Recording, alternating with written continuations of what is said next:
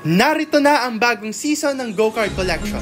Kolektahin ang lahat ng go-karts at makakakuha ka ng 10 million golds bilang reward. Paano mo mapapabilis ang pagkolekta ng go-karts? Una, mag-login sa laro araw-araw para makuha ang login rewards. Pangalawa, maglaro sa card table para makakuha ng random na card packs. Pangatlo, kumpletuhin ng gems challenges para makakuha ng mga kaukulang card packs. Ang apat, pwede ka ring makakuha ng mas maraming premium card packs sa panonood ng ads o pagbili.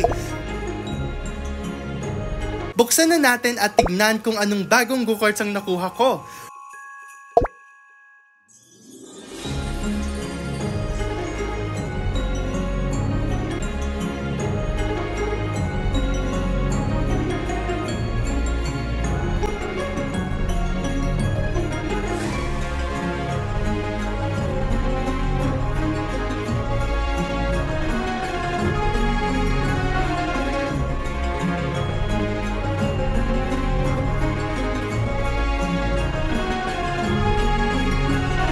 Wow! Ang astig!